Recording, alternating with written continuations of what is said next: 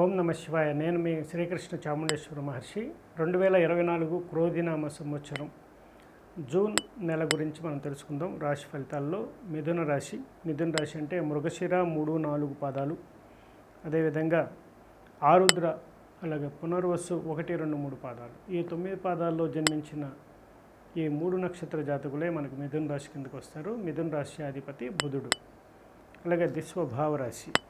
అదేవిధంగా ఈ యొక్క రాశి ఈ జన్మ గోచార ప్రకారం చూసినట్లయితే మనకి వ్యయంలో గురువు, అలాగే 9వ ఇంట శని, అలాగే 4వ ఇంట కేతువు, 10వ ఇంట రాహువు.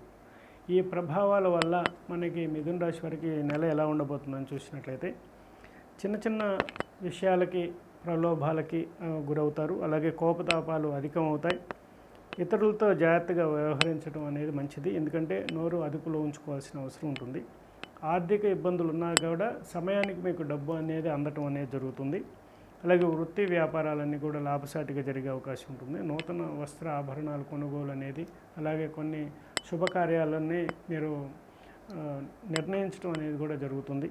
అదేవిధంగా దూర ప్రయాణాలు లాభసాటిగా ఉంటాయి. అలాగే మీరు ఆస్తి వ్యవహారాల్లో కొన్ని చిన్న చిన్న చిక్కులు ఉంటాయి. అలాగే కోర్టు వ్యవహారాల్లో కొన్ని చిక్కుముళ్ళు వీడిపోయే అవకాశం ఉంటుంది. అలాగే కుటుంబ బాంధవ్యాల మధ్య అనురాగం అనేది వెల్లివిరిసే అవకాశం ఉంటుంది. అదేవిధంగా భార్యాభర్తల మధ్య కొన్ని అన్యోన్యత, దాంపత్యం అంతా బాగుంటుంది. కానీ కొంతమంది ఇబ్బందులతో, కోర్టు సమస్యలతో బాధపడుతున్న వాళ్ళకి మటుకి కొంచెం క్రిటికల్ అనే చెప్పాలన్నమాట ఈ నెల. అదేవిధంగా మీరు ఇప్పుడున్న వివాదాలని ఇంకా ఎక్కువ చేసుకోకుండా వాటిని పరిష్కార మార్గంగా చూసుకోవాల్సిన అవసరం ఉంటుంది. అదేవిధంగా మీకు భాగ్యాత్తు చూసినట్లయితే శని యొక్క ప్రభావం వల్ల మీరు తైలాభిషేకం చేయించడం వల్ల మంచి శుభ ఫలితాలు పొందుతారు. వికలాంగులకు, అంధులకి, ముసలి వారికి మీరు వస్త్రదానం చేయటం వల్ల కూడా ఇప్పుడు ఉన్నటువంటి సమస్యలను అధిగమించి శుభ ఫలితాలు పొందే అవకాశం ఉంటుంది. అలాగే శివాలయంలో కూడా అభిషేకం చేయించడం వల్ల కూడా మంచి శుభ ఫలితాలు పొందే అవకాశం ఉంటుంది. అలాగే బంధుమిత్రులతోనూ చక్కటి ఫలితాలను పొందుతారు. అదేవిధంగా మీరు అనుకున్న దానికంటే కూడా ఉన్నతమైనటువంటి విద్యలు ఏదైతే అభ్యసించాలని మీ పిల్లల గురించి ఆలోచిస్తున్నారో వారి యొక్క ఆశ కూడా నెరవేరే అవకాశం ఉంటుంది. ఒక ప్రణాళిక అనేది సిద్ధపరచుకునే అవకాశం ఈ నెలలో కనిపిస్తుంది. శుభం భవతు మే సదాశివం. ఓం నమ శివాయ. శ్రీమాత్రే నమః. నేను మీ శ్రీకృష్ణ చాముండేశ్వర మహర్షి ఛానల్. శ్రీ క్రోధినామ సంవత్సరం 2024 జూన్ నెల ఫలితాలు ఎలా ఉన్నాయో చూద్దాం. రాశి ఫలితాల్లో మనం తులారాశి చూసుకున్నట్లయితే చిత్త 3-4 పాదాలు, స్వాతి 4 పాదాలు, విశాఖ 1-2-3 పాదాలు. ఈ 9 పాదాల్లో జన్మించిన ఈ 3 నక్షత్ర జాతకులే మనకు తులారాశి కిందకు వస్తారు. తులారాశి అధిపతి శుక్రుని యొక్క అనుగ్రహం వీరిపై చాలా చక్కగా ఉంటుంది. వీరు సౌందర్యోపాసకులు. అలాగే విశేషమైనటువంటి సినిమా రంగంలో కానివ్వండి, అనేక లలిత కళల్లో వీరు ఆరితేరి ఉంటారు. ఇన్స్ట్రుమెంట్స్ విద్వాంసులై ఉంటారు. అలాగే సంగీతానికి సంబంధించిన అనేక వాటిల్లో వీరు ఆరితేరి ఉంటారు. చక్కటి నాట్యము, ఇలా ఎన్నో రకాలైనటువంటి విధానాలు వీరు పాటిస్తూ ఉంటారు. అలాగే వీరికి సంబంధించిన దాంట్లో బిజినెస్ పరంగా చూసినా కూడా స్త్రీలు కూడా ఈ యొక్క వ్యాపార రంగంలోకి అడుగుపెట్టడం అనేది, బిజినెస్ చేయడం అనేది, బిజినెస్ మైండ్తో ఉంటారు. అలాగే చాలా మంచి శుభ ఫలితాలు వీరికి రావడానికి అవకాశం ఉంది.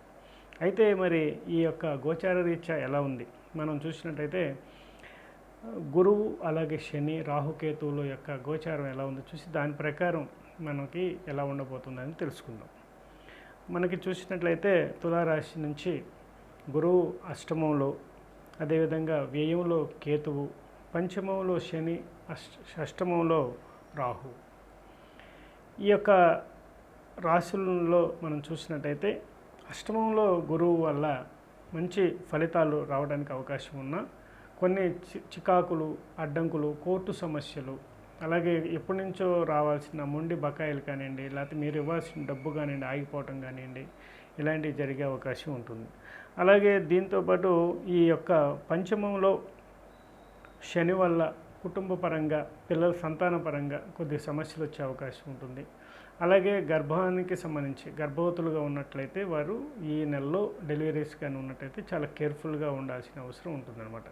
శనికి సంబంధించిన రెమెడీ ఏదైనా చేసినా కూడా మంచి ఫలితాలు పొందే అవకాశం ఉంటుంది. అలాగే షష్టమంలో రాహు యొక్క ప్రభావం వల్ల వీరికి అనేక సమస్యల్లో నుంచి బయటపడే అవకాశం ఉంటుంది. దీర్ఘకాలికమైనటువంటి కోర్టు సమస్యలు కానీ, వాద్యాలు కానీ, ఆస్తికి సంబంధించిన వ్యవహారాలు కానీ, కుటుంబానికి సంబంధించిన గొడవల్లో కానీ వీటన్నిటి నుండి కూడా బయటపడే అవకాశం, అలాగే కొత్త బిజినెస్ని డెవలప్మెంట్ చేసే అవకాశం, అలాగే బిజినెస్ వృత్తి వ్యాపారాల్లో రాణించే అవకాశం, ప్రతిభను పెంచుకునే అవకాశం అలాగే ఉంటుంది. అలాగే ఉన్నతాధికారుల ద్వారా కొంచెం స్ట్రెస్ అనేది గురయ్యే అవకాశం అయితే ఉంటుంది. ఓవరాల్గా వీళ్ళకి చాలా బాగుందని చెప్పుకోవచ్చు. అలాగే 12వ ఇంట కేతువు యొక్క ప్రభావం వల్ల కూడా తీర్థయాత్రలు చేయటం కానివ్వండి, దైవ సంబంధమైన ఆరాధన చేయటంలోనూ, వీరికి దైవారాధన వల్ల ఎక్కువ అంటే దైవ కృప అనేది కలిగే అవకాశం ఉంటుంది. దీనివల్ల ఈ విధంగా మనకి తులారాశి వారికి ఓవరాల్గా చాలా బాగుందని చెప్పుకోవచ్చు. దూర ప్రయాణాలు చేసేటప్పుడు మటుకు కొంచెం జాగ్రత్తలు పాటించాల్సిన అవసరం ఉంది. అదేవిధంగా రాజరాజేశ్వరి అమ్మవారి యొక్క దర్శనం, అమ్మవారి యొక్క దర్శనమైనా చేసి అక్కడ కుంకుమార్చన చేసి రావడం చేయండి. అలాగే కోర్టు సమస్యలతో బాధపడుతున్న వారైతే మటుకి రాహువుకి సంబంధించిన రెమెడీ, అదేవిధంగా శనికి సంబంధించి అంటే డెలివరీకి రెడీగా ఉన్నట్లయితే, అదే ప్రెగ్నెన్సీతో ఉన్నట్లయితే వారు చేయించవలసిన రెమెడీల్లో శనికి దానం, శనికి తైలాభిషేకం, అలాగే వికలాంగులకు, వృద్ధులకు, బదిరులకు అన్నదానం కానీ వాటికి కావాల్సిన నీడ్స్ని మనం సమకూర్చినట్లయితే కూడా చాలా శుభ ఫలితాలు వచ్చే అవకాశం ఉంటుంది. శుభం భవతు. ఓం నమ శివాయ. శ్రీమాత్రే నమః. నేను మీ శ్రీకృష్ణ చాముండేశ్వర మహర్షి ఛానల్. వృశ్చిక రాశి శ్రీ క్రోధినామ సంవత్సరం 2024 మనకి వృశ్చిక రాశి వారికి జూన్ నెలలో ఎలా ఉందనే దాని గురించి మనం తెలుసుకుందాం. అయితే వృశ్చిక రాశి అంటే విశాఖ 4వ పాదం, అనురాధ 4 పాదాలు, జ్యేష్ఠ 4 పాదాలు. ఈ 9 పాదాల్లో జన్మించిన ఈ 3 నక్షత్ర జాతకులే మనకి వృశ్చిక రాశి కిందకు వస్తారు. వృశ్చిక రాశ్యాధిపతి కుజుడు.